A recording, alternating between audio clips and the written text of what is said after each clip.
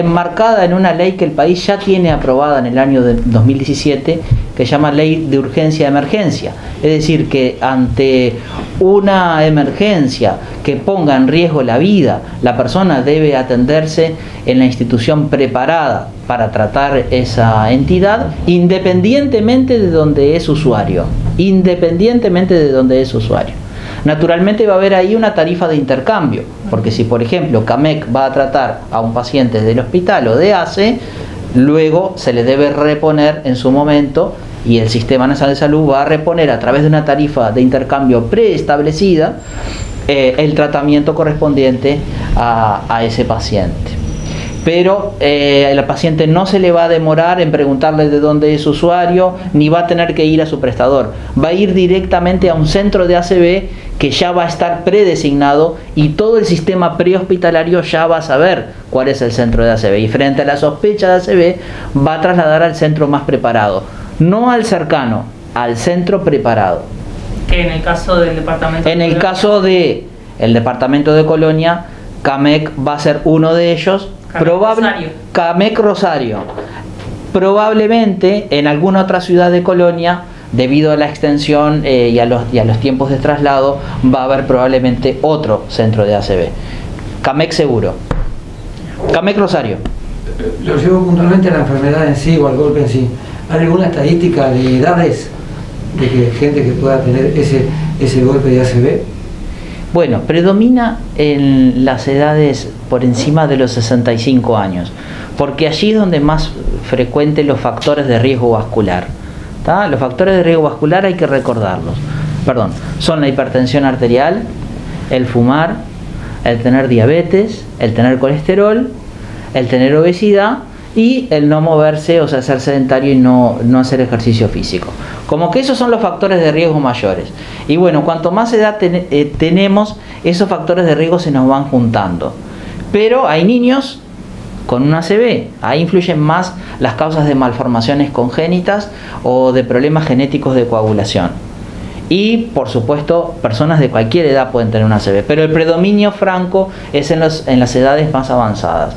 Ya te digo, van desde niños de 9 años, que tenemos en la última estadística que tenemos, hasta el caso máximo de 103 años es el que tenemos, para dar una idea del espectro amplio, predominando en esos sectores. O sea, atención a los factores de riesgo. Y fíjense otra cosa, son todos factores de riesgo modificables. Porque ¿quién no puede dejar de fumar haciendo un determinado esfuerzo? ¿Quién no puede controlar la presión dejando de comer sin sal y tomando antihipertensivos? Bajar la presión. La diabetes, el colesterol, son todos factores de riesgo modificables con nuestras conductas. Es decir, son conductas de riesgo que nosotros mismos adoptamos.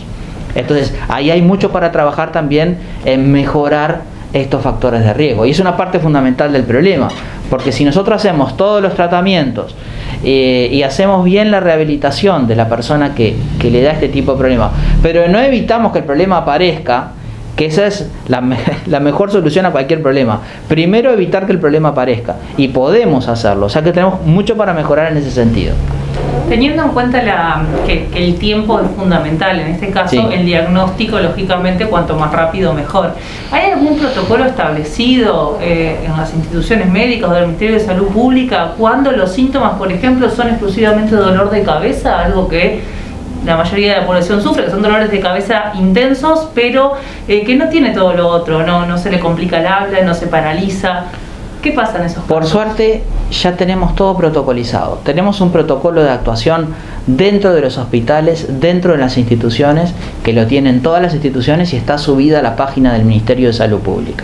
La otra etapa que nos faltaba, el protocolo prehospitalario, es decir, la ambulancia que va a atender al domicilio a la persona, es el protocolo que presentamos hoy. El dolor de cabeza, por supuesto, es un síntoma muy amplio. Y yo diría, si no viene acompañado de ningún síntoma neurológico, es menos probable que corresponda a un ACV tipo infarto cerebral, que es de lo que estamos hablando hoy.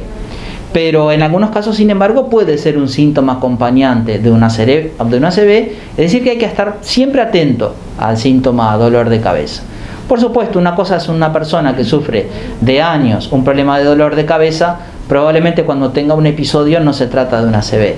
Muy distinto a una persona que nunca tuvo un dolor y de repente tiene un dolor muy grande de cabeza. Ahí el asunto cambia y ahí yo sospecharía que puede estar dándose una ACV. Sería un caso de análisis caso a caso. ¿Estadísticamente han subido ese tipo de enfermedades, la ACV? Han subido porque controlamos peor los factores de riesgo vascular.